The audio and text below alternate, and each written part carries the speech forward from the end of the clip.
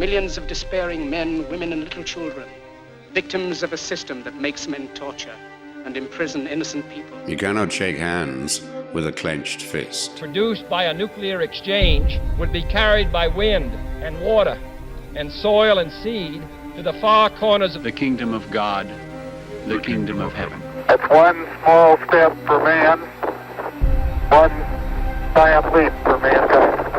We're not saying that planet Earth is coming to an end.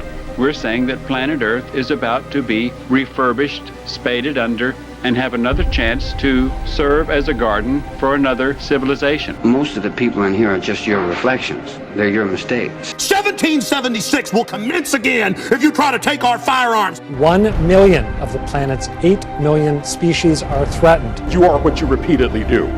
Therefore, excellence ought to be a habit, not an act. Your lives and the credibility of the United Nations is at stake. Epstein didn't kill himself. The reason this is such an interesting time is not only because we're on the threshold of the end of this civilization. They're trying to take you out with bullshit. The experience of the past 2 years has proven beyond doubt that no nation can appease the Nazis. To those who can hear me, I say, do not despair. The misery that is now upon us is but the passing of greed, the bitterness of men who fear the way of human progress. The hate of men will pass, and dictators die, and the power they took from the people will return to the people. And so long as men die, liberty will never perish. In the language of the U.S. Department of Defense, these are unidentified aerial phenomena. Roswell's a very interesting place with a lot of people that would like to know what's going on. There is very compelling evidence that we may not be alone. This is the Garden of Doom. Welcome everybody back into the Garden shows. To be honest, at this moment, I'm not sure if I'm going to be using this for Garden of Doom or Garden of Views, because this show can probably fit on either. It'll just depend on how long we go. If it's shorter, it'll probably be on Garden of Views. If it goes longer, it'll be on Garden of Doom. Either way, it works. And our guest has been on both shows, and that's Matt Williams. But for those of you who haven't heard the show on Battlestar Galactica, which is a mistake, you should, or if you haven't heard In Situ Resource Utilization, you should on Garden Views, because that's a mistake. You should listen to that as well. But for those of you who haven't, Matt, please introduce yourself and let them know just a few essential facts about yourself. Well, my name is Matt Williams, and I'm a science communicator / writer, and I dabble in science fiction writing, but my day job consists of me writing about space, astronomy, and related topics for Universe Today, Interesting Engineering, and through a new podcast series I just launched with ITSP Magazine, which is called Stories from Space. And that's still we just published the second episode this past weekend, and well, a lot more to follow because I've already recorded them. So excellent. Yeah. And what's... as we said earlier, producers move at their own speed, whereas people like us tend to record far more than we need to, and introduce it slowly. Yeah. That's how I feel until I take a few weeks off and use the backup show, and then I start to get frenetic again. But as you said, that's a cycle that some of us just can't break ourselves out of. And but more to the point, you are about to, well, not more to the point, but equally to the point, and particularly germane to this episode, which is going to be on Mars. And we're going to stick to the facts, but we're going to explore some of the myths. But we're going to look at it from Matt's going to look at it from a science standpoint, because I don't know the science. But you are teaching a course, or you're going to be teaching a course on all things Mars, or a lot of things Mars, for the Kepler Institute. Is that correct? The Kepler Space Institute is essentially one of the few certified and space universities in the world, and one of the few places that actually one can get certification in a number of things having to do with space exploration. And what they're currently working on is actually establishing the first ever certification process for space medicine. Wow. Because for reasons no one couldn't rationalize properly, there is no such thing right now, and it's hard to believe. So somewhere between Bones McCoy and Doc Cottle, we have to have some rules. Exactly. Yeah. There has to be a legal framework for dealing with injuries, medical practices, insurance, all that stuff there beyond low Earth orbit, because that's where all of the most ambitious planning right now is looking to that. And yeah, so there's an awful lot that needs to be worked out legally, and it is amazing. Yeah, that's happening. So much activity on that front. It's really quite neat. I've got to find someone from that group to come on the show and talk about the legal medical aspects of space. That's one I haven't notched on my belt yet. But yeah, well, but, I could recommend some people. I could hook you up with them, and yeah, there's in fact an entire the Space Generation Advisory Council and the Space Court Foundation. They're also the ones who want to do all this. Work out all the legal,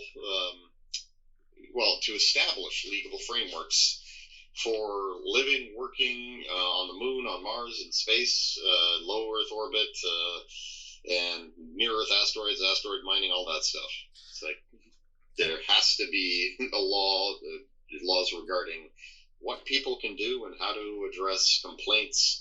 Otherwise, yeah, it is going to be a Wild West situation out there, and nobody really wants that. No, they shouldn't, and that's what we've been exploring on the show. And I definitely want to talk to all those folks, and that's going to be a lot of fun. But I will certainly hit you up for that. But for now, we're going to stick to Mars, and I guess we should probably start with the basics. I mean, I think most people know Mars from the vantage point of the sun out is the fourth rock from the sun.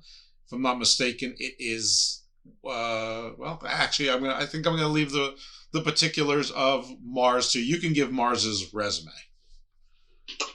Okay, yeah. Well, Mars is a rocky planet like Earth. It's yes, it is the fourth from the sun, and it is the outermost rocky planet. And the current theories suggest that it should have been comparable in size to Earth, but material was just sort of siphoned off during the whole planet's early solar system there, and and because it is smaller and less dense than Earth, its makeup, its composition is different, its geological history was different, and it once had a magnetic field like Earth does, and that's very important for keeping the sun and solar radiation sort of at bay and protecting an atmosphere. And so at one time it did have an atmosphere. It still does. It's very thin and wispy compared to what it once had. And it had flowing water on its surface. And this was billions of years ago, but scientists today really do wonder, was that window there where Mars was warmer and wetter, was it wide enough that life could have taken root on Mars, because it was doing that on Earth at that exact same time? So we have so many missions there today trying to uncover and really piece together Mars's past and figure out exactly when and how it transitioned to what it is today, because it's incredibly dry, it's freezing cold, it's heavily irradiated, and what little air there is would be completely and utterly toxic to us.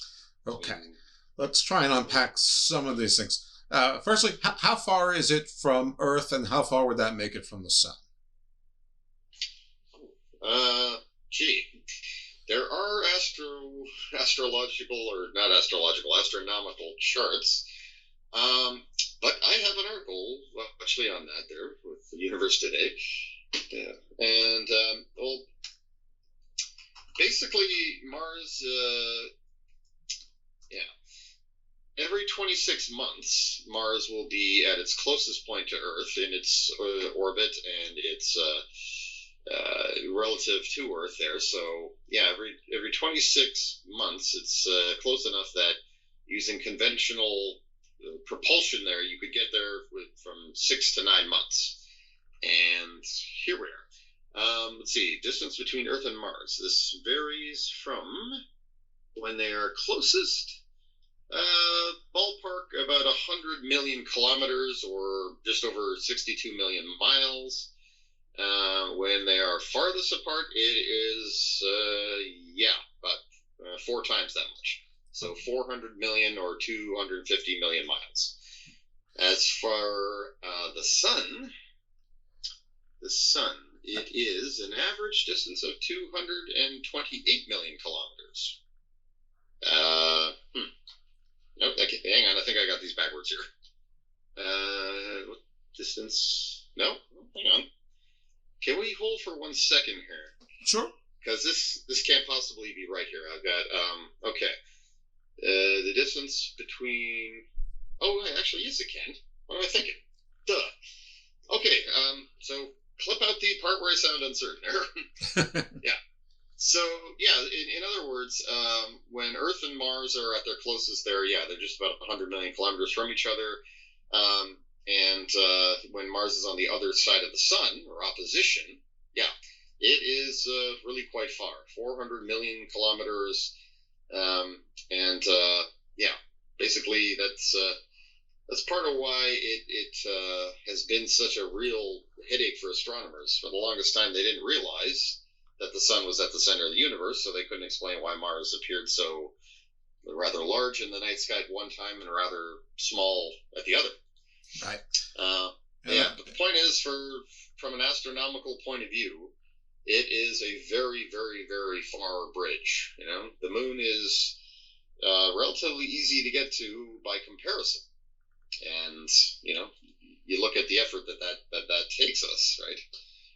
It's been over 50 years since we sent astronauts back to the moon, and it took a titanic effort back in the 60s and early 70s. True that. And you said that Mars it's denser and has less gravity, and it does not have much in the way of magnetic field. Less dense, technically. It has less mass and less density. So the material it's made of, it's got less in the way of heavy metals than Earth does. But by and large, the structure is the same. It's just smaller.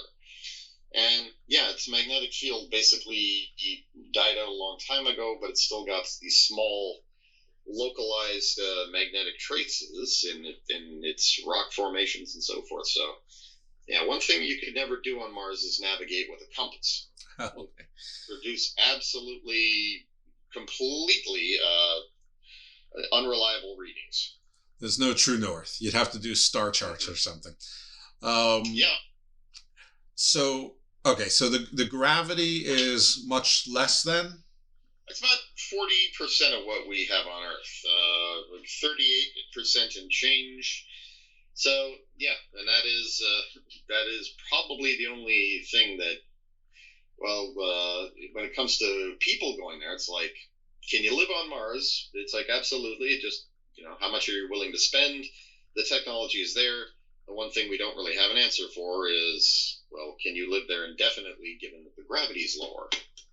Right. So, And the atmosphere, there's less of an atmosphere.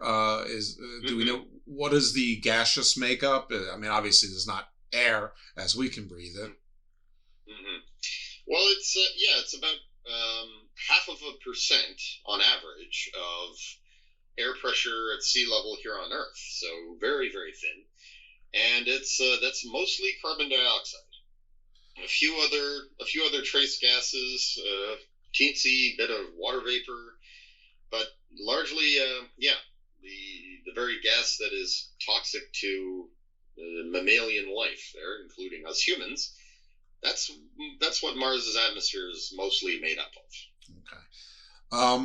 How does this compare to the moon as far as gravity? And the moon, I don't think, has any atmosphere. I could be wrong about that. And temperature. like what is the temperature on Mars? I guess in Fahrenheit, if you could.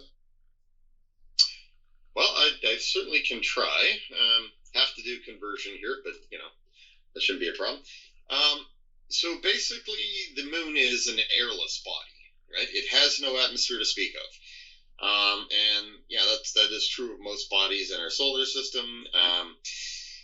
And in Mars's case, the fact that it's got a wispy atmosphere changes things considerably, so it makes it actually a more desirable destination to stay.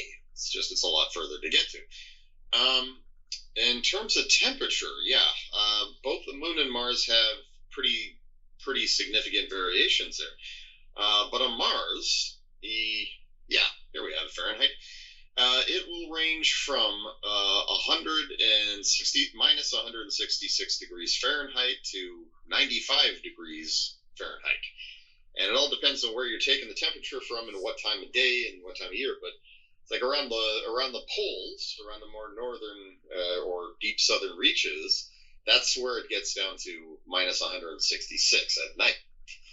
But in the daytime, around the equator, especially in summer, you can get temperatures that are on the surface. If you're measuring just right on the surface there, they're warmer than some places on Earth even. Oh, wow. But as it was explained to me there, a NASA scientist named Kobe Boykins, who worked on several of the rovers, he explained that because the atmosphere is so thin, that temperature drops really fast the further you get away from the ground. And we're talking just mere inches. He said, yes, your feet, if you could stand on Mars barefoot, your toes would be touching the ground there. It could be as hot as 30 or 95 degrees Fahrenheit. It'd be nice and warm.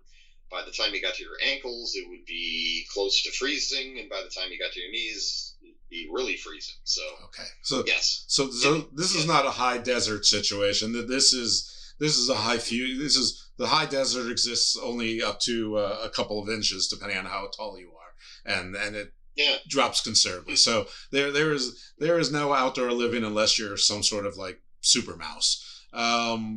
Even temperature wise. Is there weather? Is there rain? Are there sandstorms? Is there wind? Mars gets dust storms all the time. And we're still trying to figure that one out, because conventional wisdom says, the air is too thin for these dust storms, but they happen all the time. And a lot of them are localized, but sometimes they get so big they cover the entire planet. And they are seasonal. One hemisphere is getting warm during summer, that causes wind to circulate. It starts kicking up all kinds of dust, and that can last for months. And Mars does have seasons, and that's one of something that it shares with Earth. It definitely has 4 discernible seasons, because it's tilted at very similarly to Earth. In fact, it's like 24 versus 25 degrees. So its southern hemisphere will experience summer, while the north experiences winter. And as it's going about in its orbit, that will switch. A single year on Mars is about 2 years on Earth, so the seasons are longer, but they work much the same way. And they do cause weather and changes, and it's glaciers, right? Mars has polar ice caps, and they shrink and grow from summer to winter, and a lot of that is water ice, but some of it is, especially around the south, is carbon dioxide ice. So that's part of the atmosphere freezing. So that's identical to what happens on Earth, except on Earth our ice caps are atmospheric vapor that then gets frozen and then melts and goes back and forth throughout the seasons. And as for rain, Mars sometimes gets clouds. And on occasion, it gets carbon dioxide rain. Woo. But the funny thing is, those clouds form up in the sky, where it's cold enough for carbon dioxide to condense. it then starts dropping carbon dioxide snow towards the ground. But as it gets closer to the surface, it gets warmer. It just kind of vaporizes. So, yeah, it doesn't get precipitation entirely, right? Any snow that starts up in the atmosphere during the winter never quite reaches the ground. So what does carbon dioxide rain look like? I'm sort of picturing in my mind when Thanos did the snap and some of the people disintegrated before our eyes. Is it sort of like almost like a black, sooty rain, like from you see with a fire, except it disintegrates? Well, actually, no. I should correct any mentions of rain should be amended to snow, carbon dioxide snow, because it actually looks dry ice. It looks like a lot like regular ice, except it's. I think the one difference, I've never seen it up close, is that it's always very cloudy looking, and when it starts to melt, it just starts turning into a cloudy, gassy vapor. It doesn't go. It's not like water that would water ice that would turn into a liquid, slowly evaporate. Yeah, it's very very volatile, so it'll become a gas pretty much the second it hits air. Gotcha. All right. Now you had said earlier that there are scientists wondering if Mars was ever temperate enough to support life. And I know this is a bigger question probably than the show allows or even Science Today knows. But if that was the case, would that have been like 1 billion years ago, 2 billion years ago, 500 million years ago? I mean, what kind of time frame are we looking at? Mm-hmm. We're not entirely sure the exact parameters, but we're talking about 4 billion years ago. So, oh wow, when the earliest life forms were on Earth, it's simple single-cell bacteria. That's when Mars was starting to experience its transition. Now it lasted well into the 3 billion cycle, I guess. I'm not sure what you call that. Me either. BCE. Yeah. Well, yeah. So between 4.2 and 3.7 billion years ago, as I recall, that's when Mars was losing its atmosphere. So any life forms that would have been on the surface and probably in waters and lake beds and in rivers and such, and in the clay minerals that we're able to find there today, it's they would have had that window there. So a few 100 million years, and then after that, it would have been impossible for them to survive on the surface. And so that's why one of the big theories is that if there's anything left there, life-wise, it's going to be underground. Sure. Probably deep underground. But they figured that that's where most of the water may have gone too. So they could be happy down there. Not now. Yeah. Well, not now. No. It's like the best we could do now is find fossilized evidence of bacteria on the surface. And that would do it for us. It's like, we don't need to find the living cultures here. We know life once existed. That's awesome. Oh. No underground cities. No. It's the idea that Mars ever had a civilization on it, or would have given rise to really complex life that could do something like that. That pretty much died out a long time ago. But it is the idea or the civilized life died out a long time ago. Both, I guess. Well, it's got to be one or the other, because did it ever really exist? But that idea of Mars having a civilization on it, by the 1970s, that got with the Viking missions, but even before that, though. But by the 1970s, that mission, those missions were like a bucket of ice water on the whole Martian concept. Gotcha. And but there is water there. You said that there's glaciers, so there's water, and there's it's all ice, I guess, or is there any liquid water that we know of? Underground,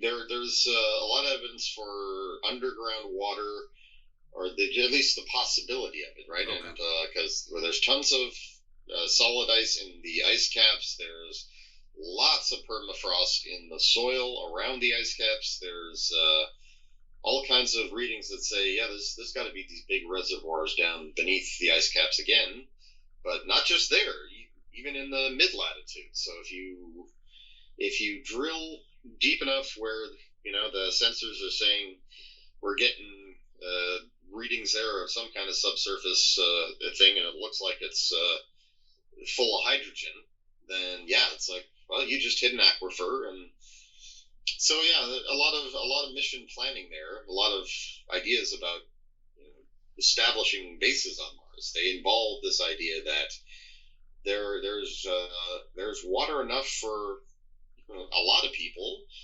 You just have to make sure you build your base somewhere where it's accessible and it's not going to be a long drive to the pumping station. That makes even better. Attach the pumping station to the habitat. Water for everybody.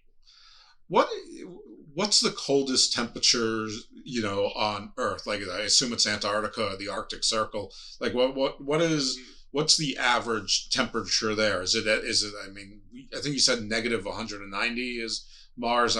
Do we get anything even close to that on Earth?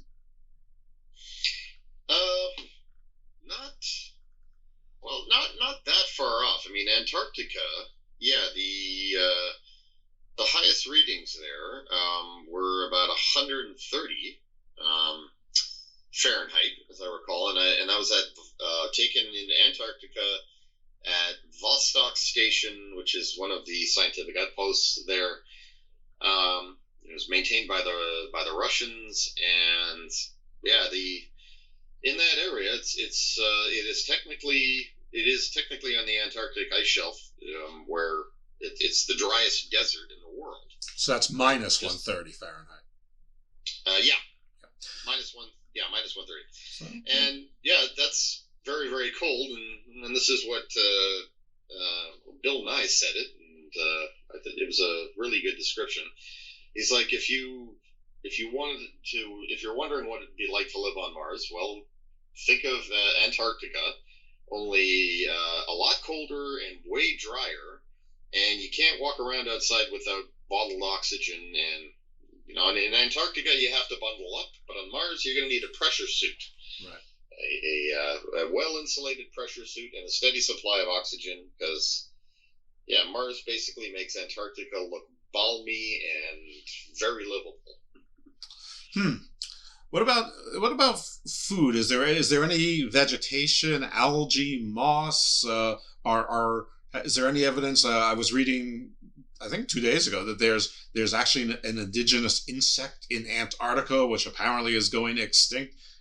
I mean, I know that we haven't found insects on Mars or fossilized, but is there anything to indicate that there's anything to eat or that can be converted to food there? No lichens or moss or anything, but there is a rather interesting chemical process that some people have been working on, where you can convert carbon dioxide, so from the air, and you mix it with something, and the end result is you've got proteins, protein molecules. So kind of be like it's kind of like in the Matrix there, when they eat this bowl of sludge, and they're like, it's a single cell protein with a whole bunch of synthetic vitamins added. It's basically everything your body needs that you would get from food, but it looks like bad oatmeal or something worse. Right. And that is about the only food you could get from Mars. So it's like if you're hoping on eating, especially food that is tasty, you're gonna have to bring it with you, and you're gonna have to grow it there, and you really got to stay on that, because it's like if the food supply collapses, if you can't regularly grow a harvest to supplement whatever packaged food you brought along, then you're gonna die. Well, I'm pretty sure that Wolfgang Puck, Emerald, Bobby Flay, and Gordon Ramsay are already competing for space there to make everything delicious in the spaceport that'll be there. Okay, so on the there, how would we live there? I mean, I guess do you have 3D printers? Are you ferrying like modules? Is it a combination of both? How does a 3D printer doesn't a 3D printer need something to convert something into something that's 3D? I keep saying something. I just don't know what material goes into the 3D printer to come out with something that's corporeal, that's solid. So what's the plan? That's a big one there. So there's been a lot of really interesting stuff on this, and NASA has done a lot of work with 3D printing to address how we're going to use that on the Moon and Mars, and it's actually really well suited for the Moon and Mars, because if there's one thing both bodies have just boatloads of, it's sand. It's we call it regolith, but on Earth it's just sand. And it's like on the Moon, it's it's pretty sharp and electrostatically charged, but it's all this fine crystallized dust, and you pour that into a 3D printer, and one of two things: you can either mix it with a bonding agent and create like lunar concrete, and then just print that out to make your habitats and your structures, or, and this is the one I like the best, you can bombard it with microwaves, which turns it into a molten ceramic, and then you just print it out on the surface, and it hardens on contact with the air, and it's like, it's almost as if these places were built with 3D printing in mind. And you can do the same with any ore you mine. You can put that into a 3D printer as dust, and then print it out, and again bombard it with X-rays so it solidifies. And this is exactly what a lot of space agencies have been looking at. So NASA has, the European Space Agency has, almost positive Russia and China are doing the same, because it just makes perfect sense, right? And it's like, that way you don't have to bring your habitats with you. You can bring like inflatable modules and land those, and then sort of just pressurize them, and then build a big shell using the sand and the metals there over top of it. And now you've got something that's radiation and weather resistant, and so that would be just fine for early inhabitants. And you equip them with 3D printers, right? You just leave the ones there, and they're able to build more structures that way, and they can sort of migrate them underground, because that too makes sense. On the Moon and Mars, any radiation, any solar flare events, or stuff like that, it's like, we better get underground and while this is happening, just to be safe. And then, what else have you? Well, you would need excavators. Yeah. You would need excavators, and you would need something to power microwaves, right? Yeah. But so you do need power systems you need to bring these with you, and you need to then, whatever infrastructure you're bringing and vehicles, you then use that to set up your base on site using the local resources. And that goes back to the whole in situ resource utilization thing. It's like, well, we can't just send the crew out there. They need they're going to need the following equipment and to establish a base there that's going to see to their needs for a while. But the more that you can work with what's already there, the less you need to send. Therefore, the less payload mass, the less fuel you need, costs drop, and or you could send a ship there for the same cost and just load it up with other things. So is there a John Carter dealership up there where you have all the excavating equipment and things like that? No, but see what I did there, John Carter Deere, as opposed to just John Deere. Yeah. Yes. Oh God, that's going to be clever. Somebody, I was going to say, if and when people start going to Mars in large numbers, whoever sets up a hardware outlet there is going to make a lot of money. Of course, yeah, it's going to be expensive for them to get it there, but I would think they definitely should go. They definitely should use that name. Somebody, you might want to patent that right now. Well, I'm not sure if my trademark would be enforceable beyond the atmosphere, beyond low Earth orbit. That's another question that I've been wrestling with unsuccessfully because nobody really knows yet. In any event, there would be that. Well, also, I mean, instead of caterpillar, you could use xenomorph, or whatever that insect is in Antarctica that's going extinct. Whatever. I mean, I've got tons of marketing ideas that will never go anywhere. So, but speaking of fuel, is there anything that can be used as fuel on Mars? Is solar an option, or is it too cloudy? I mean, it sounds like it's hot enough at the equator. If you get them low down enough. Yeah. Well. Yeah. Actually, water can actually be used to make propellant on Mars. That's one thing. You can also capture CO2 from the atmosphere and use that to make fuel. But water is probably your best bet because you can make a hydrazine or liquid hydrogen out of water easily enough, and you separate the oxygen, and then you've got liquid oxygen as your accelerant, and that's classic rocket fuel. So, there's that. You can do that on both Mars and the Moon, and that's part of the whole in situ resource utilization mission concept there, right? You want to definitely be able to produce fuel on site so that anything you launch there doesn't have to have enough fuel for the return flight. It can just fuel up at depots there.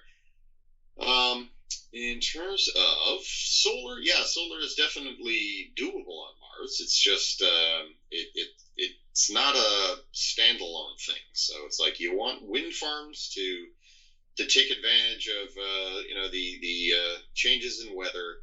You want solar, and nuclear is also a very good idea. And again, NASA's working on that too, and but so is China. Yeah, like a portable nuclear reactor, and the kilopower ideas is what NASA calls theirs.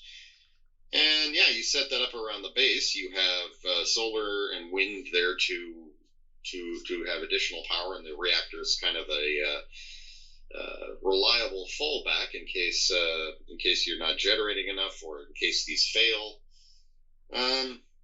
There's ideas for like biomass and all these other things. So it's renewable energy makes a lot of sense on Mars. Makes a lot of sense on the Moon too. Is there anyone that's planning to do like a one-way trip with a nuclear-powered space vessel, and it lands there, and they just keep the nuclear reactor going? They sort of scuttle everything and repurpose it, or that would be the purpose, one-way trip, but the materials there are to be used.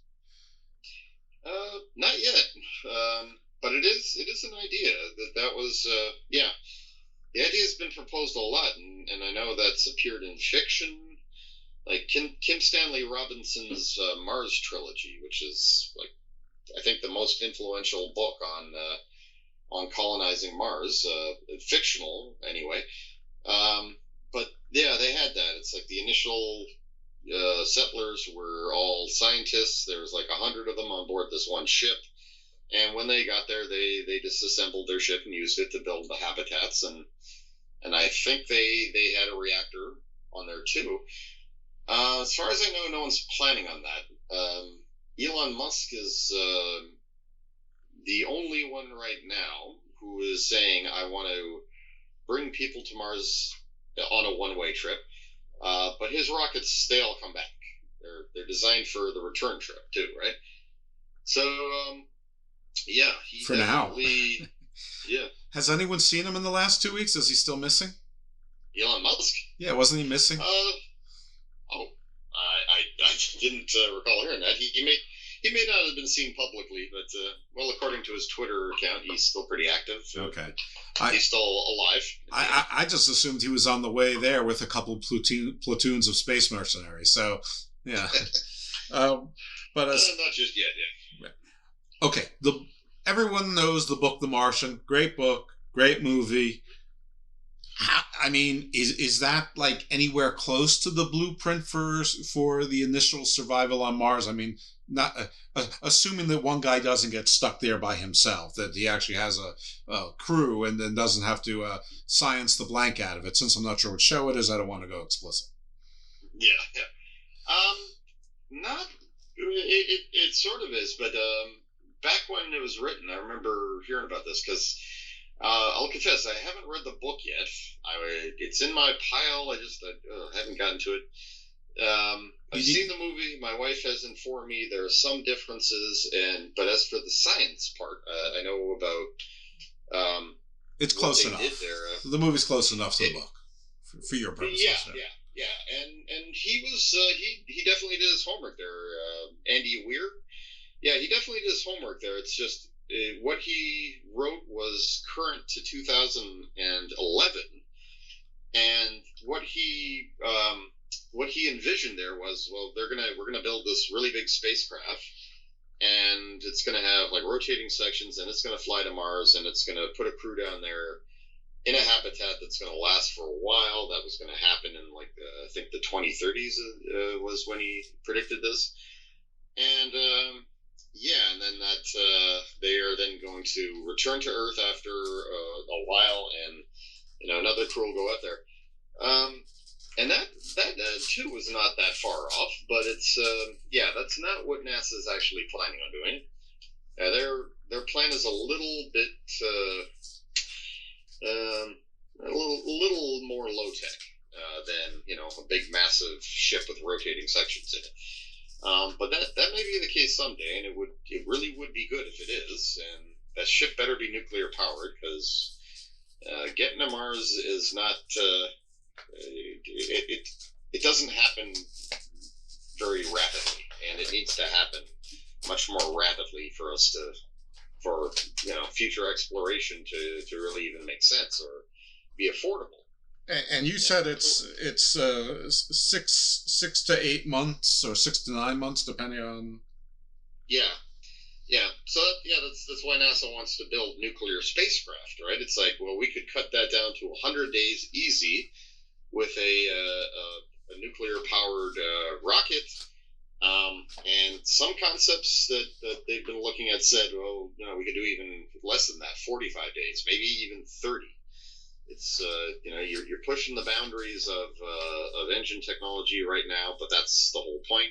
We're counting on there to be breakthroughs between now and then that are really going to make getting to Mars faster and easier.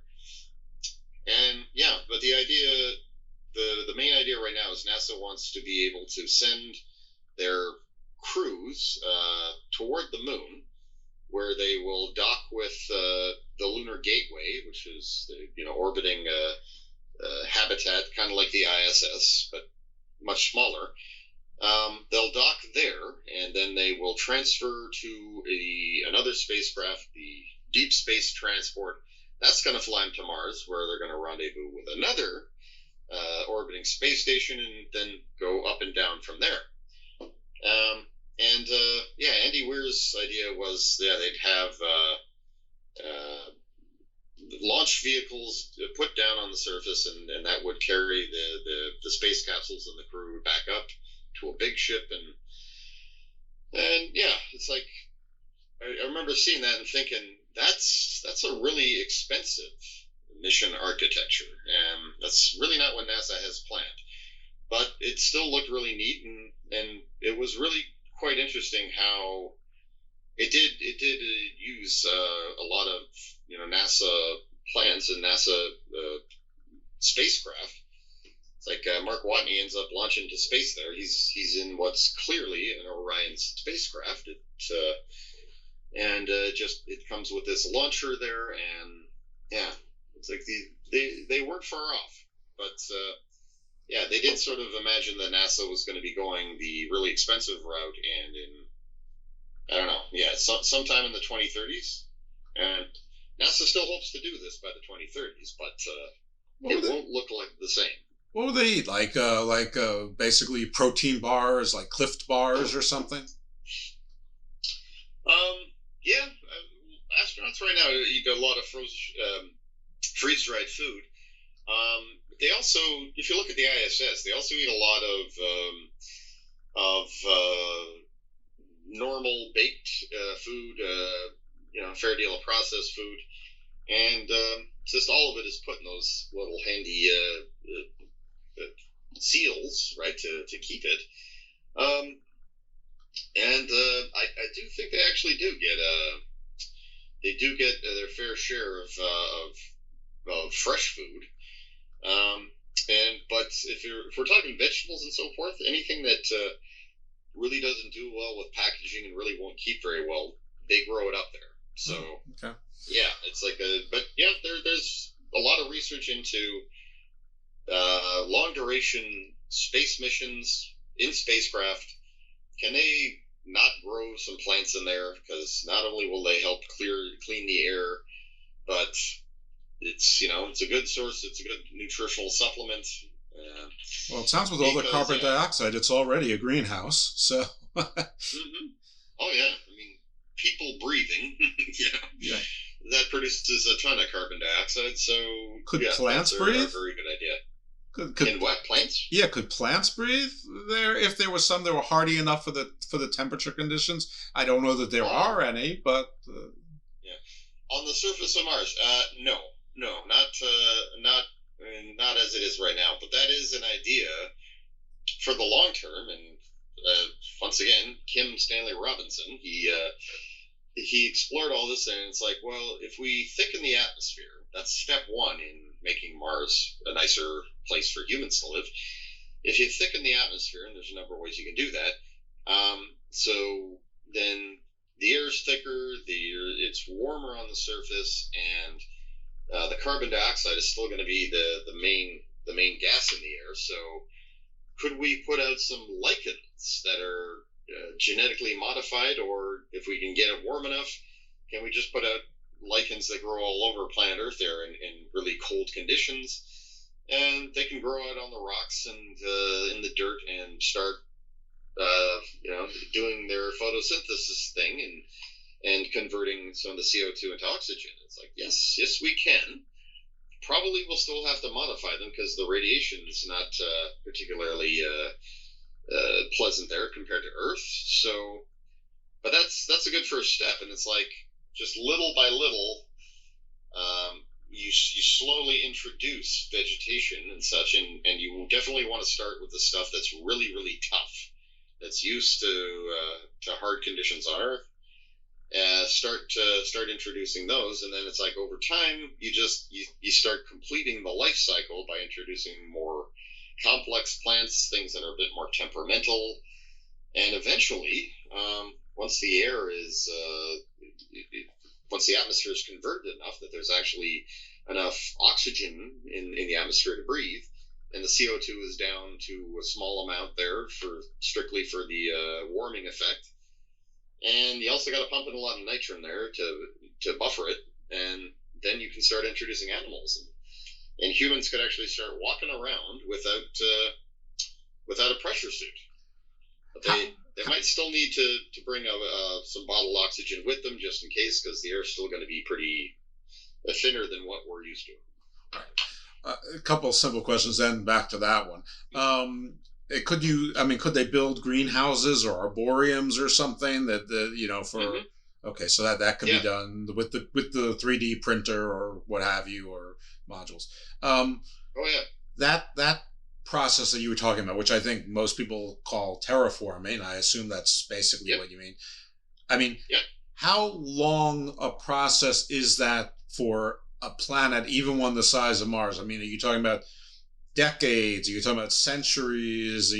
How long would such a process take? And I mean, it's taken us about 150 years since the Industrial Revolution to pretty much screw up our air. So how long does it take to actually create an atmosphere? Well, to create an atmosphere we can breathe, like that's the long term one there, the converting it. That will take centuries. Yeah, there's no doubt about that there. That will take a very, possibly even into millennia. It's like 1,000 years feels, and this is not a scientific estimate really, it's just, just a thought there, but I would say 1,000 years seems like a safe average bet.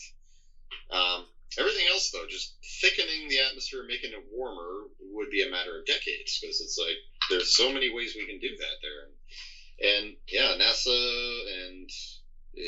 NASA really actually just commissioned several of these studies. These were made largely by scientists who were addressing the idea, and it's been explored in fiction too. And it's like, yeah, there's so many ways that Mars could be transformed, and these ways all kind of work together. You do one, and it achieves progress in another area because you're creating all these feedbacks, right? Sure. Kind of like we're doing with Earth here now, only they're not good feedbacks. But what we've been doing on Earth for the past 150 years, that is what we need to do to Mars to make it more livable. Except we'd be pumping oxygen and nitrogen into the bases. I mean, when you say there's so many ways to thicken the atmosphere, one, how does the fact that there's a very little magnetic field impact that? And what are, I don't know, the top 3 or 5 ways to thicken an atmosphere? And does them and explain to me, if there's no magnetic field and so there's no protection and radiation, aren't you fighting literally against the sun? Well, sort of, and yeah, this is a question I've been asked a lot over the years. There, it's like, wouldn't whatever you put up there just get stripped away? And it's like, well, yeah, over the course of eons, it would be stripped away. So it's like and that's if you just thicken it and then leave it, right? So it wouldn't be that difficult to, if we're already there doing the terraforming, it wouldn't be that difficult to maintain it. Because the stripping by solar, wind, and would happen very slowly. But there is ideas for how, and this was a NASA proposal actually, and it's the best one I've heard so far, which is that you place a magnetic shield in the L1 Lagrange point, so between Mars and the Sun, and it would be sitting there shielding Mars just all the time, and it would basically act as the way Earth's magnetic field does. It causes a sort of a bow shock to form around the planet, so the solar wind is now leaving the atmosphere alone. And it's like, well, yeah, if you do that, the atmosphere will start replenishing itself all by itself, because Mars manages to maintain the current atmosphere it has through gases coming out of the surface. Well, how big a shield is this? I mean, is it Death Star size? Oh no! It's it would be I don't remember the exact dimensions, but it would be sizable. So a few hundred meters across, very thin material there. Just basically, it's capable of generating an electromagnetic field, and it can do that with solar panels because it's getting 24/7 energy from the sun. And it's all the way out at the L1 Lagrange point. So it's like, a small shield out here creates this big, huge, sort of funnel-shaped air zone behind it there.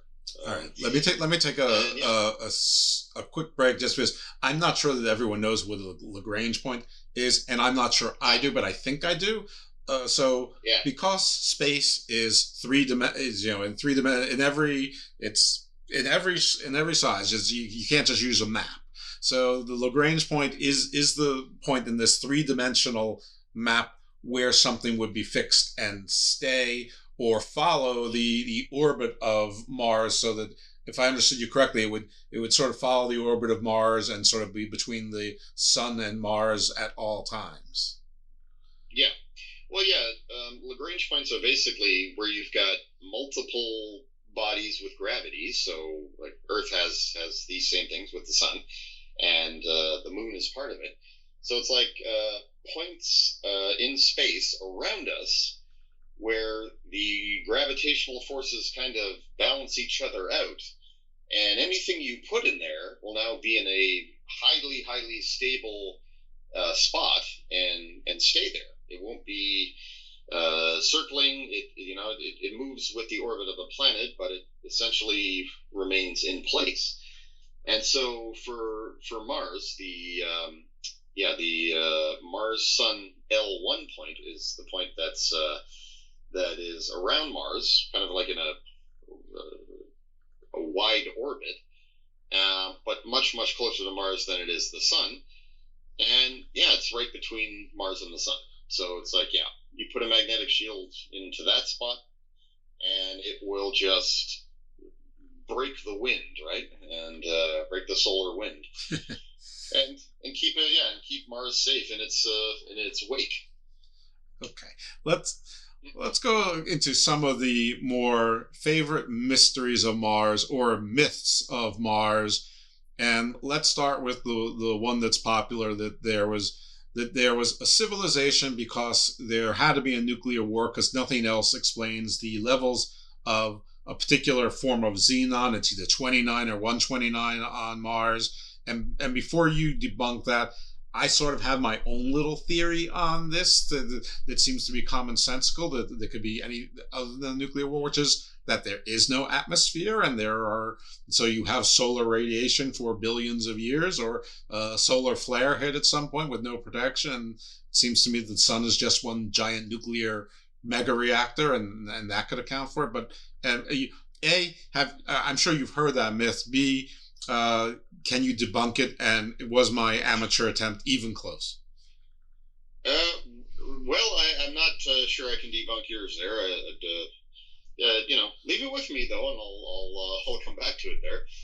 It's got a few layers, it seems like there. However, I can tackle the one about xenon. Sure. Yeah. Well, the idea there is that xenon is what decays from iodine, which in turn is created from the breakup of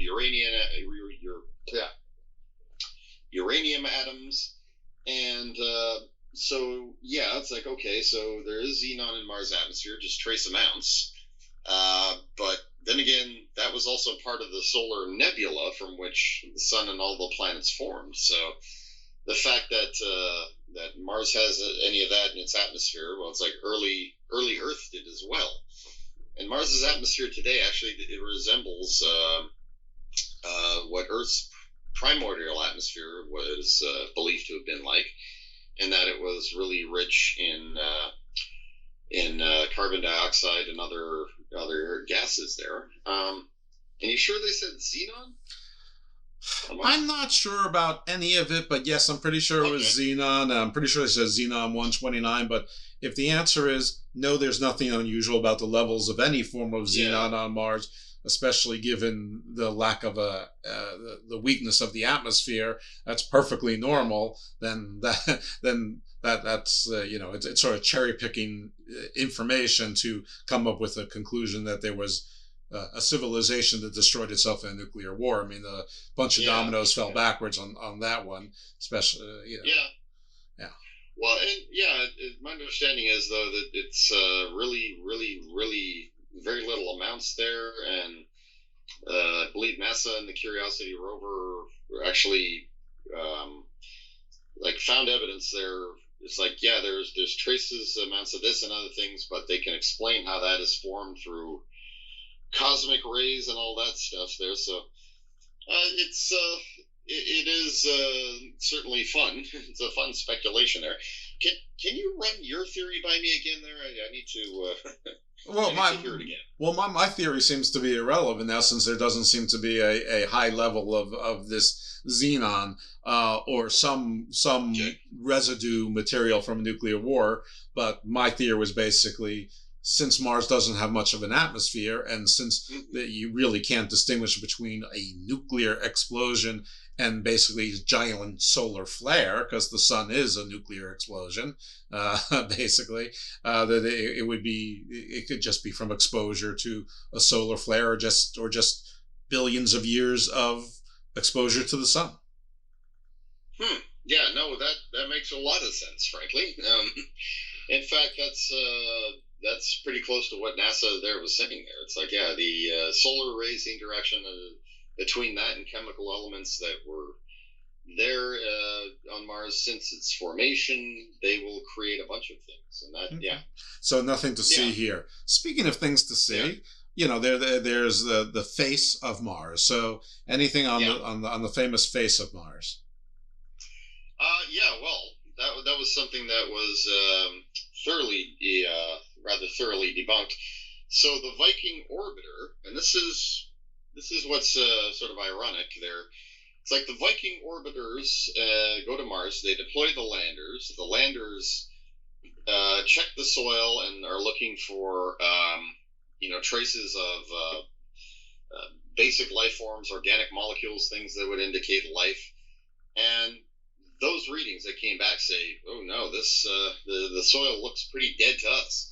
But meanwhile, the orbiters go over the Cydonia region of Mars, so elevated grounds and plateaus, and the sort of low resolution cameras, they see the peaks of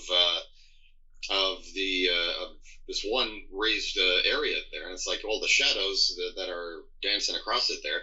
Yeah, that makes it looks like eyes and a mouth and so forth. So then it wasn't until 2000 or 2001, the Mars Global Surveyor went there and took pictures, and they said, oh, there's that exact thing, and now that we have a high resolution camera, now it's just a big craggly mountainous surface. But then again, it's like once you see the face, you can't not look at it and not still feel like there's a set of eyes there and maybe a crude mouth and nose. But yeah, there's a word for all of this, and it happens so much with photos from Mars, and it's pareidolia, I believe. Yep, that is. Same thing when you see a cloud and you see a turtle.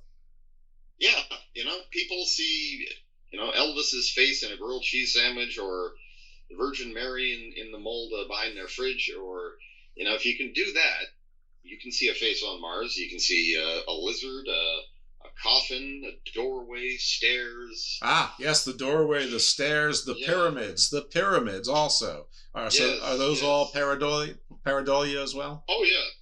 I mean, pictures were snapped, they were shared, and people, saw familiar shapes there and said, oh my God, does this prove this? And of course that goes viral, and NASA issues an explanation saying, no, that's not what it is. But of course it's already gone viral and people love it. And it is fascinating though, because, I had a quote for this. Carl Sagan had said, 1980 on Cosmos, that Mars has become a kind of mythic arena onto which we have projected our earthly hopes and fears. And I thought, well, it's kind of strange to say it's become that, because wasn't it always that? We've been myth-making about and assuming things about it for centuries based on what we're able to see. And yeah, it's like the Martian canals, the dark patches on its surface, all of that stuff gave rise to this notion that there might be a civilization there, and there were even scientific minds who took that seriously. And we saw polar ice caps and what appeared to be clouds, so we thought, there must be somebody there. There must be the civilization. They're growing crops. That's the dark stuff there. And it's like, none of these opinions were really particularly informed. They were just us seeing things and hoping.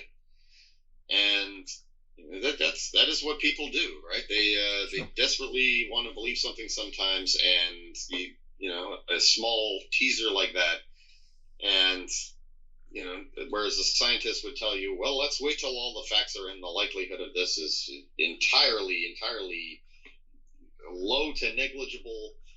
But you can never tell people not to believe something there because, the desire to believe things, especially that there's life out there, it's very powerful, and it is in a way. It's too bad Mars is really quite so difficult. Would be so unbelievably challenging for life to take root, and I hope we don't find the same thing out about Europa or other icy moons that are. Yeah, we're gonna get there in a second. I'm going to assume the answer to the next question is that we have found no evidence of bacteria, microbes, viruses, and anything that even if it's unpleasant and primitive life, that there's been nothing in the water, nothing in the ice. Mm-hmm. Yeah, that's absolutely true. Okay. There's so much more surveying and studying to do, and it's all related to. It's not just about proving or disproving that there's life there. It's about finding out the history of Mars and how life evolved in the solar system. All searches to date have yielded no evidence of life or fossilized life. We have found organic molecules like methane. So there's that. The bottom line is, what's the difference in the organic molecule and life? An organic molecule is you could say it is sort of quasi alive. It will decay. It will, but this is true of an awful lot of different types of things. Like radioscopic decay is kind of like life. It's slowly an atom breaks down, it loses energy, and it dies. But organic molecules are formed, or there's either a result of biological processes, or they're precursors to them. They are associated with it. So, methane is associated with life because it's part of our organic structure, right? It's what we emit when we break down and start decaying. And if you think about cows, it's the result of them digesting food and farting the gas out the back. It's a very primitive building block or end result of a life cycle, but it's not necessarily life itself. And in fact, by the time you get to plant life, you're talking about rather complex organic molecules, and they are considered living things because they grow, they age, they die, they have circulation, they convert things, they consume and produce waste, basically everything we do, but they're not pretentious about it, right? Mm-hmm. Yeah. Are you going to tell me next that there's no mysteries on the dark side of the moon either? Well, there very well could be. I mean, we're starting to explore there, but how would we know? Until we've explored it, we can't say there's no mysteries there. Okay, well, good. Then still hope. Mysteries about Mars, definitely. It's like, okay, so if there's still life there, it's likely to be underground, and the fact that methane comes out of vents in the ground is actually an indication that it's a possible indication of that. Because on Earth, that's part of what happens here too. Not all methane is the result of biology or biological processes, but methane coming out of the ground, it's like us pulling liquid natural gas or oil. That's all this decayed organic material that was once living things just buried underground, like dinosaurs and ancient forests and so forth. It's possible life still exists underground in salty patches of water. There's a lot of research that supports that. And the other thing is, it's like, well, if life didn't emerge on Earth on its own, if it was actually dropped here by an asteroid or a comet, well, Mars was getting hit with those same comets and asteroids too way back when. So, and those are the things that brought water. So if they also brought the building blocks of life and the missions to near Earth asteroids there, like the Hayabusa, the Japanese satellite, it brought back samples of rock that said that this asteroid Ryugu's got 22 amino acids on it. There are types of them. It's like that's a full deck right there. Right. Those are the acids you need to make proteins. That's the building blocks of life and DNA. And they're up there on that asteroid. That's pretty compelling evidence that life came from space, or the building blocks did. So Mars would have got hit with those same ones. So we know that at least the material got there, and it was warm and wet for a pretty big window. So couldn't that have formed some, single-celled bacteria or something there in that time? And yeah, it also opens up a lot of interesting prospects for life elsewhere in the solar system. That's a perfect segue, because that's where I was going to go to next. I was actually going to ask, I was going to phrase it, are there better choices in the solar system besides distance, such as Sirius or Io or Europa or any dwarf planets? And then I was going to close out with the myth of Nibiru, that there's something out there that's causing gravity. Well, I can tell by the audience can't see your face, but the Nibiru caused like he just ate something that tasted really bad. Like he wasn't expecting olives on his pizza, and there were olives on his pizza. So beyond Mars and beyond the asteroid belt, although more recent exploration has kind of brought attention back to the asteroid belt too, and Ceres. But it really started in Jupiter's system of moons there, because the Voyager probes, they looked at Jupiter's moon Europa, and we've looked at it many times since. And the impression was, so that's a big icy surface, but there's all these marks on it there that look like it's, there's been resurfacing and refreezing. We've seen that in ice patches on Earth. And so it's like, okay, so the surface is icy, but it experiences, similar activity as ice formations, or even the crust here on Earth does. And later on there were readings that were examined there, and it said, there's actually evidence here between its magnetism, between the way its crust looks like it's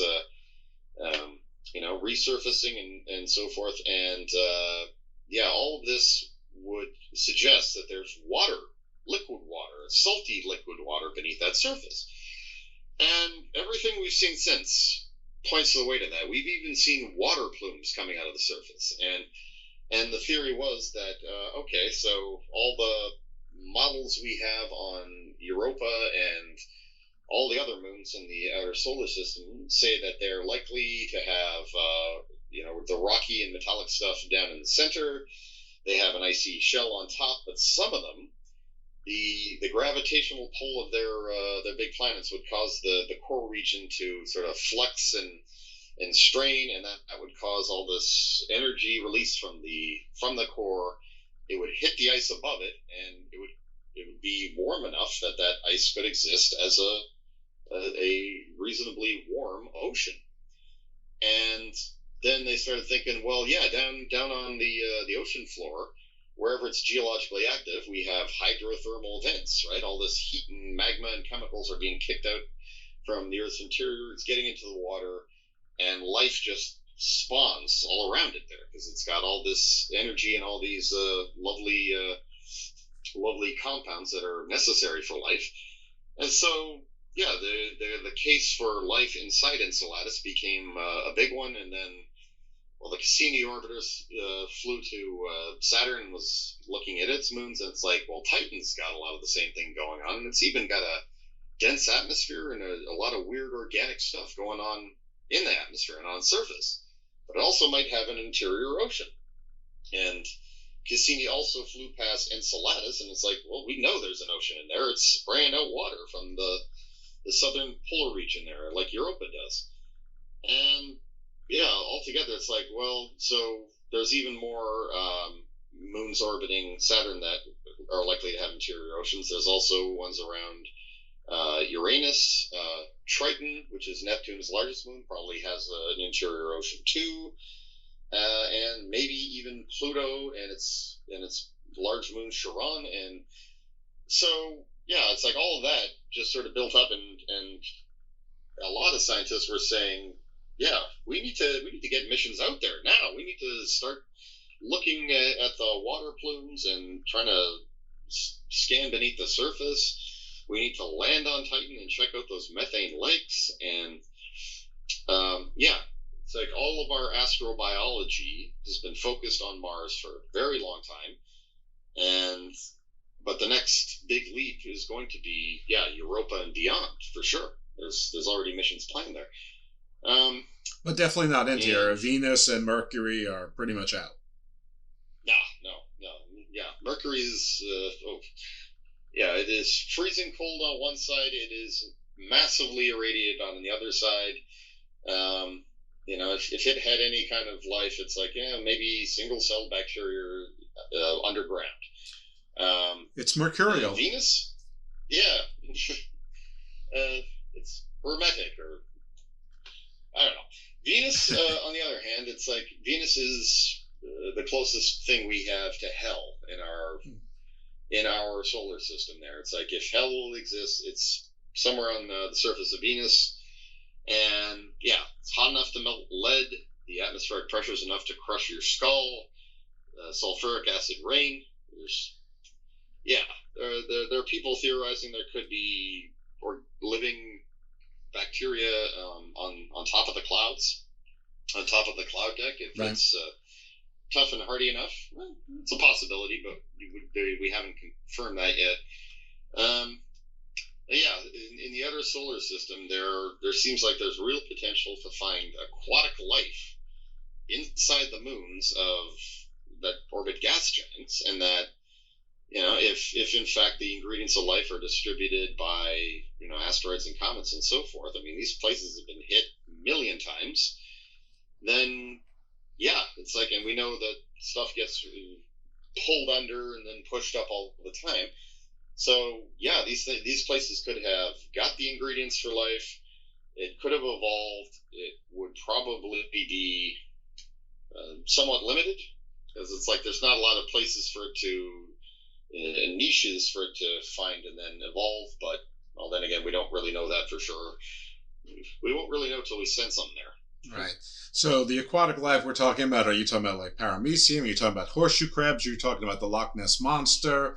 Blue whales? I mean, I know that you don't know, but what would be the best guess of level of or levels of life? Would it be fish? Would it be shrimp? Would it be something, you know, that we think more about, like a swimming amoeba, a paramecium, or maybe I'll just let you answer. Yeah, no, I would say something along the lines of paramecia and amoeba.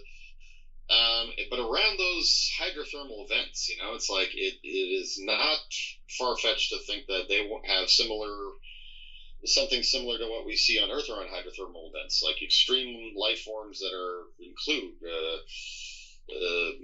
I don't know what they fall into, but extreme prawns or something, you know, or, you know, still those luminescent, phosphorescent, crazy-looking fish. Or whatever they are. Well, I hope so. Yeah. Yeah, it's possible that complex aquatic life forms have formed there. It's just that, like cuttlefish type, jellyfish level. Jellyfish, yeah, probably cuttlefish. Not sure. Okay. I think there's a cutoff somewhere, but you know, I wouldn't know where to put it. It would just seem arbitrary. It's like somewhere pre-Kraken. Mm-hmm. Yeah, definitely. We're not likely to find whales or sharks or so forth there, but there is hope that if we go to Titan and we land something in Kraken Mare, the biggest methane lake there on the planet there, if we land in there, we will find something slightly akin to a Kraken, right? Okay. Might be tiny, might be very simple, but who cares? We're going to call it a kraken. Right? Absolutely, the micro kraken. Yes. As long as you don't find the swamp thing. Okay, so I because of the face you made was so wonderful. Well, the Nibiru thing is there anything to gravity is working weird some places? There's got to be some sort of astronomical thing on the other side of the sun that we can just never see, and it could or couldn't be a planet, or what was the cringe about? The ancient aliens theories about there's a planet Nibiru out there, and they came to Earth and did all these crazy things, and it's like, okay, so that theory, I forget who is the guy's name, but Eric von Daniken and Zachariah Sitchin. Yeah, right. Yeah. It's like, so you read ancient Babylonian texts, and you interpreted them as, aliens coming to Earth and doing that there. You sort of basically, it's like, well, ancient peoples associated the planets, the wandering stars, with various gods. So, this leap that this was an actual record of extraterrestrial encounters and where their descendants and so forth. It's just, laugh out loud kind of. It's like wonderful imagination, science fiction gold, But let's not talk about this like it's an actual provable theory here. Sure, but is there anything there? We don't need to call it Nibiru. It doesn't need to be the source of life. Yeah. Well, there is something there in terms of what astronomers have been turning up lately, and it's that there may be a planet, a distant planet in the outer solar system, far in the outer solar system, or a black hole. That was another theory there, just a small black hole that is causing gravitational perturbations there. It sort of kicks things up in the outer solar system periodically, and there are those people who want to call it Nibiru, and they may get their way. Planet 9 was suggested, but that really offended the Pluto crowd. Right? The Pluto people are still upset. Right, got it. Yeah. How far would this, when you say the outer solar system, I mean, are you talking about within the inner belt? Are you talking past Jupiter? Are you talking post-Neptunian space? Oh yeah, well beyond the orbit of Neptune, right? Okay, and this is the only. So like Pluto. So Pluto distance. Even beyond that, Pluto is very far. It's it shares its orbit with the Kuiper belt, which is like the outer belt, and the objects there are called asteroids rather than asteroids because they're mostly composed of ice. But the predicted orbit, we're talking hundreds of astronomical units, so several hundred times the distance between Earth and the Sun and Pluto's orbit, if I'm not mistaken. What's your perihelion? It is, like 220 years, something like that, right? Well, yeah. Its overall or its average distance from the Sun, which ranges quite a bit there, but it ranges from just shy of 30 to just shy of 50 AUs, whereas Planet 9 would be somewhere in the vicinity of 400, or what's what's an AU in miles? Okay. There is a calculator for this. One astronomical unit is about 92 million miles. Oh, so that's the difference. That's the distance between Earth and Sun, generally, right? Yes. Oh, that's a convenient measuring stick. Yeah.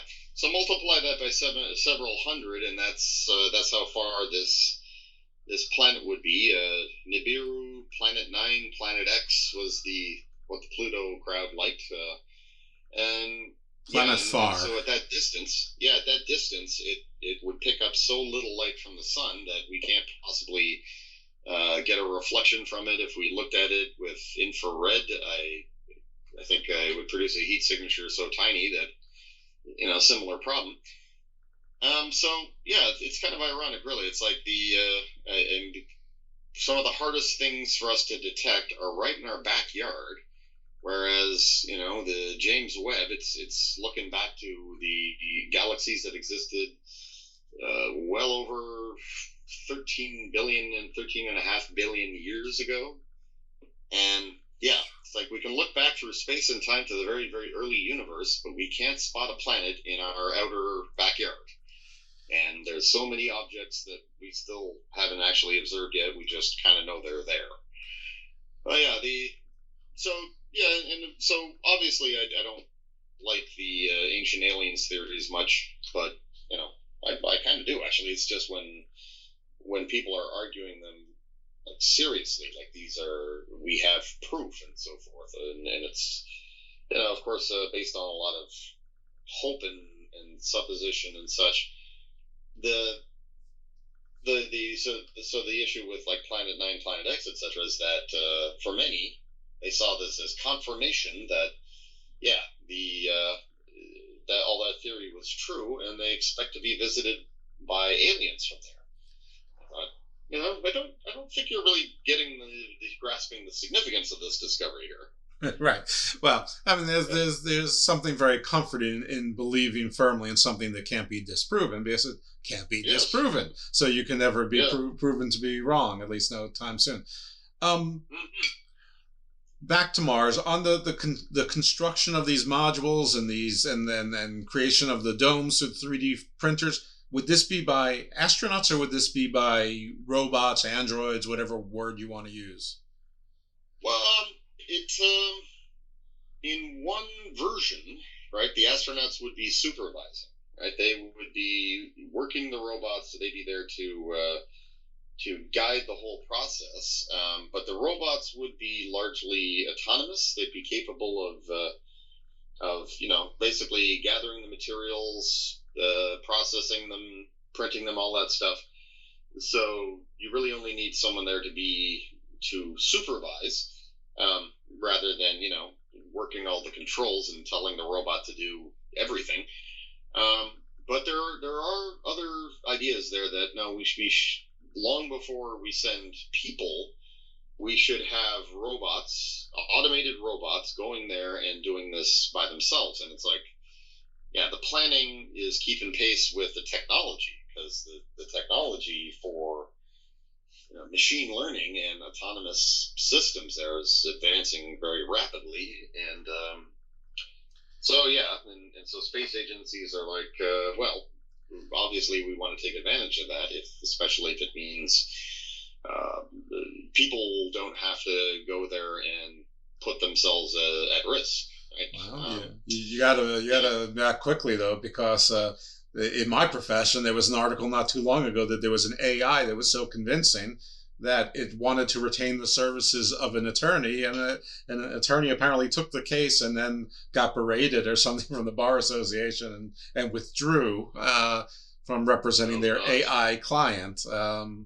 But that is some fence straddling right there. That is some as close to singularity as you can get, or it could just be clout chasing for fame. I mean, but things usually start with a profit motive, right? So.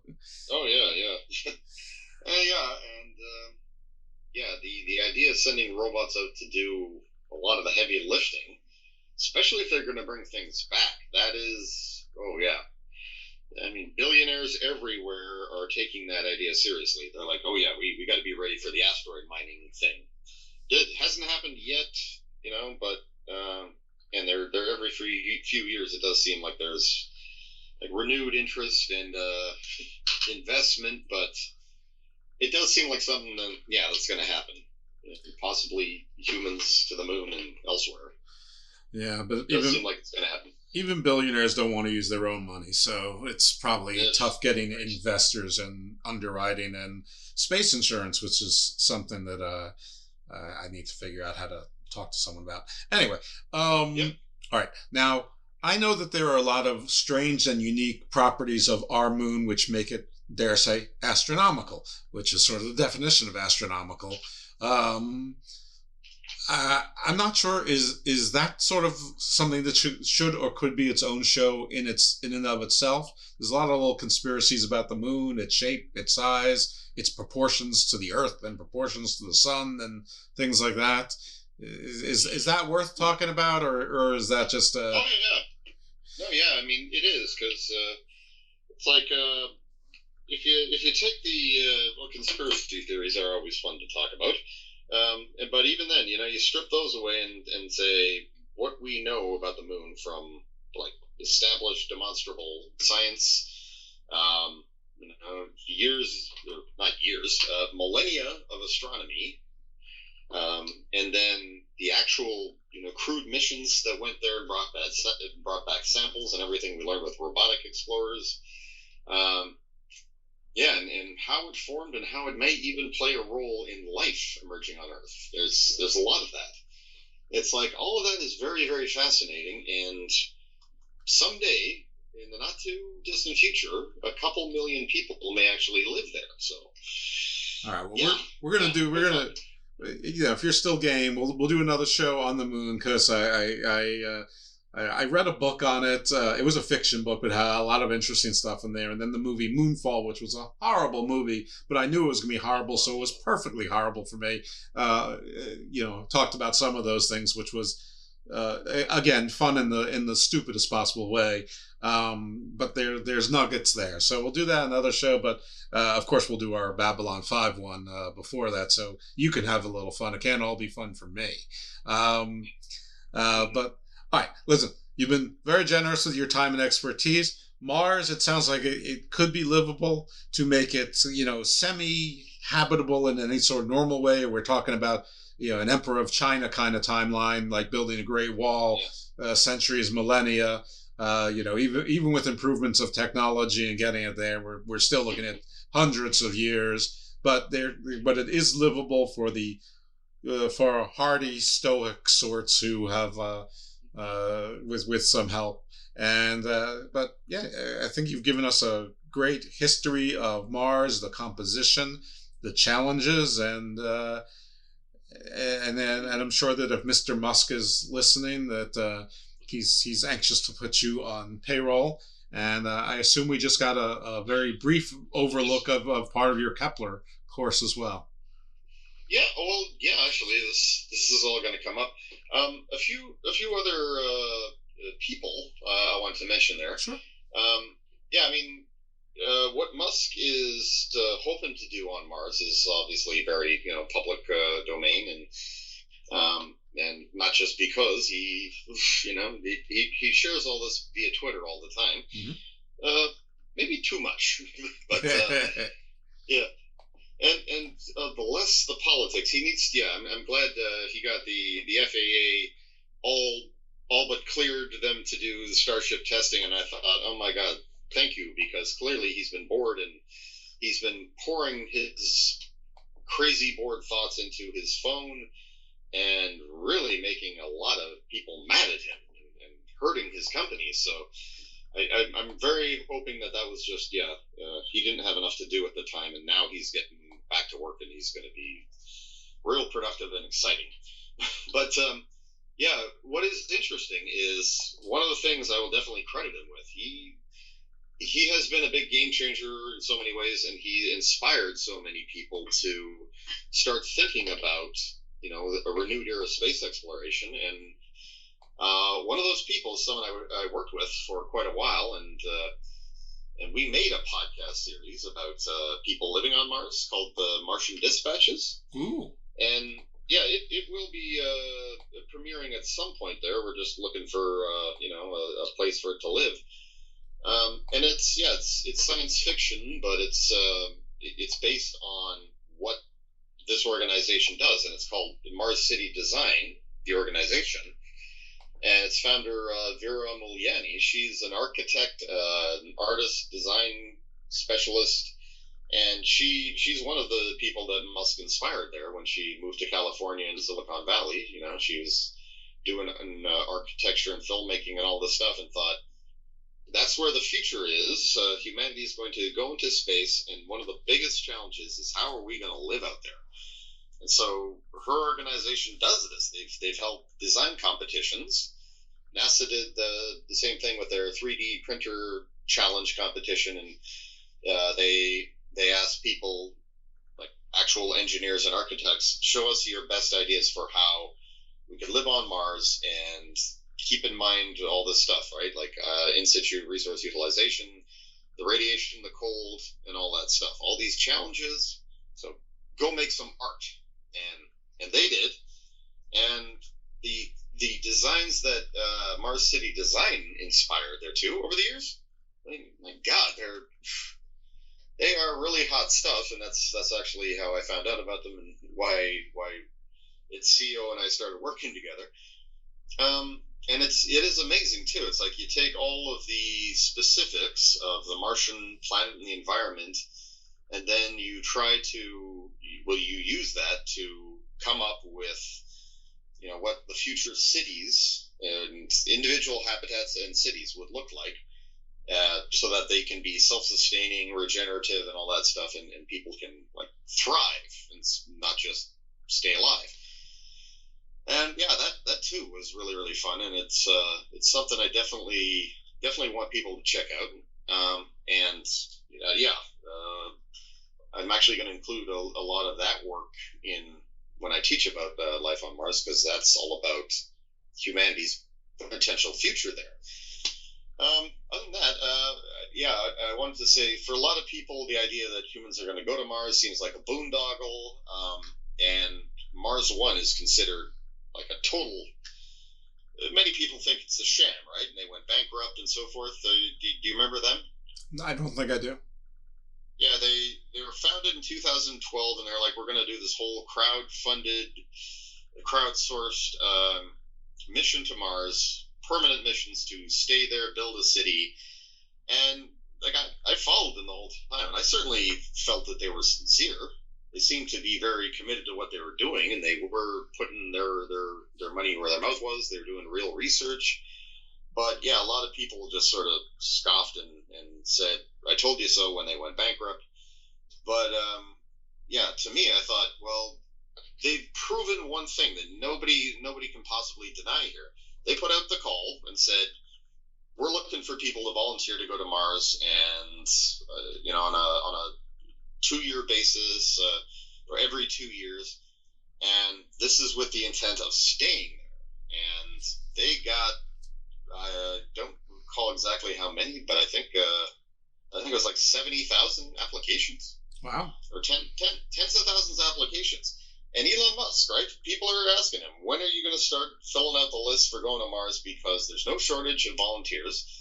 So it's like, there's all these challenges, all these difficulties. Getting there is just the first hurdle of many. And there's no guarantee that any settlement, any city, that humanity is going to be able to stay there. But there's a lot of people who want to try in terms of making the rockets and making the missions happen, and there's absolutely no shortage of people who want to go. Well, fortune favors the brave, right? Yeah, and it's like, and if it's technologically and commercially doable, they're going to do it. And also, if you're not Elon Musk, and your best chance to become Elon Musk is being among one of the first colonists on Mars, maybe it won't work out so well for you, but maybe in 2 or 3 generations, you will be the land baron there, or whatever it is. So, if your prospects aren't so good here, Well, and it's like long term. There's plenty of very, very smart people who have speculated, and I hate to make it all about Kim Stanley Robinson there, but that's what happened in his Mars trilogy. It's like eventually Mars became the seat of human civilization because Earth, humanity didn't go extinct on Earth. It's just civilization collapsed, and for obvious reasons, climate change, and then feedbacks from that, and it never quite recovered. So Mars became the new center of all learning and commerce and so forth. Well, that could be. But the other thing is that if we can make a go of it on Mars, and even if the terraforming isn't anywhere near complete, but looks like it's on a trajectory, I suppose all of that could be reverse engineered and be done on Earth as well, with some of those lessons learned as well. So, that is actually a compelling argument for people who say we should fix Earth problems first. And it's like that. There are so many things wrong with that argument there, just because it assumes we can't do both, or we can do one but not the other, or But it's like one of the best reasons to go to Mars, and also try this out with Venus too, because it's like we can make Mars livable by doing what we do best, which is pollute, and we can terraform Venus using the same exact techniques that we may need to do on Earth someday. But on these planets, if we screw up, well, nobody gets killed. That we know of. At least that we know of, yeah. Right? Hopefully we won't sterilize life we're not aware of there, but yeah. It's like a mistake there could actually, chances are the planet will just go back to equilibrium and we'll try again. But yeah, on Earth, we could throw off the balance, it could self-correct, but a lot of people are going to die in the process. Well, between the length and that end, which had some notes of hope, but also doom, this is definitely going to be a Garden of the Doom episode. Plus, I've been promising Garden of Doom listeners a Moon episode for a million years, and, well, the show's been around for 2 years, but close to that full 2 years, I've been promising them that Moon episode, so now I'm going to work on it. So, well, by working, I mean book a date with you.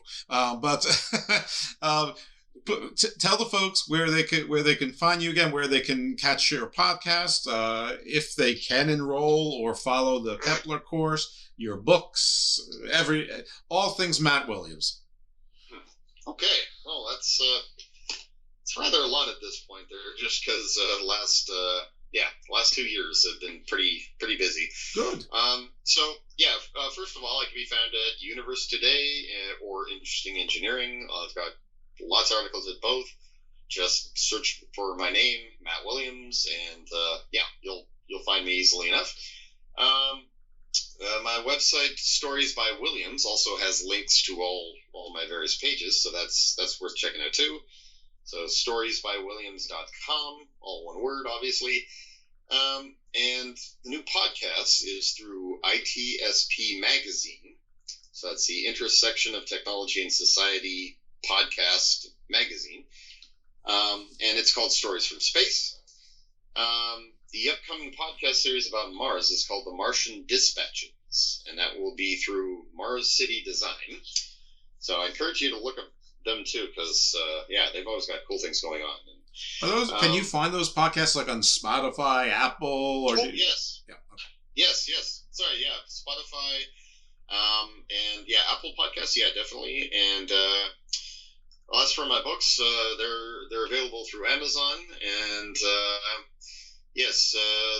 they're called The Cronian Incident, The Jovian Manifesto, and The Frostline Fracture, and all of them were inspired by my day job as a space writer, so they're all set throughout the solar system in the future, and what would I compare them to? Other people like to bring up The Expanse, but not really, no. they're more based in I'd say actually Battlestar Galactica was a pretty big influence, because I wanted to make something gritty but still have the kind of themes, elements, and futurism that Arthur C. Clarke used to work with there, and he was definitely the biggest influence on me. Other than that, can't think of a thing. Okay, well, that's a lot, and those are a lot of good things, and those are some good influences. I'd throw Outland out there, maybe. Outland? Oh, yeah. That's another one I haven't read yet. But it's a movie with Sean Connery. It's basically High Noon in space. So, all right, very cool. Thanks again for being here. Folks, follow all the Matt Williams stuff. Check out those podcasts. Subscribe, of course, and check out his books. And you'll hopefully be hearing from him again right here on this show. We'll do one on Babylon 5 in a bit, then we'll do one on the moon, and then who knows where else we'll go in this wacky universe. And check out the prior shows as well, the one on Battlestar Galactica and in situ resource utilization, which I think is a great companion show for this one as well. So everyone, thanks for tuning in. We will check you out next time in the Garden of Doom, and check out Garden Views as well. It's a Thanks god-awful small affair to the girl with the mousy hair, but her mummy is yelling no, and her daddy has told her to go, but her friend is nowhere to be seen. Now she walks through her sunken dream to the seat with the clearest view, and she's hooked to the silver screen. But the film is a sad thing for she's lived it 10 times or more. She could spit in the eyes of fools if they ask her to focus on sailors fighting in the dance hall. Oh man, look at those cavemen go. It's the freakiest show. Take a look at the low man beating up the wrong guy. Oh man, wonder if you'll ever know who's in the best-selling show. Is there life on Mars?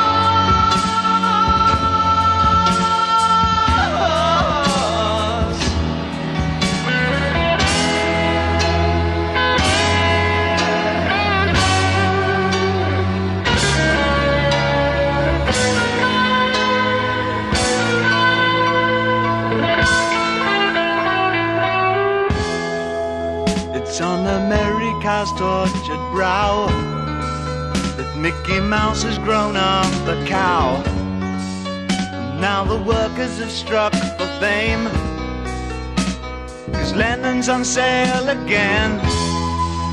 See the mice in their million hordes, from Ibiza to the Norfolk Broads. Rule Britannia is out of bounds, to my mother, my dog and clowns. But the film is a sad thing for, 'cause I wrote it 10 times or more. It's about to be writ again, as I ask you to focus on sailors fighting in the dance hall. Oh man, look at those cavemen go. It's the freakiest show. Take a look at the low man beating up the wrong guy. Oh man, wonder if you'll ever know who's in the best-selling show. Is there life on Mars?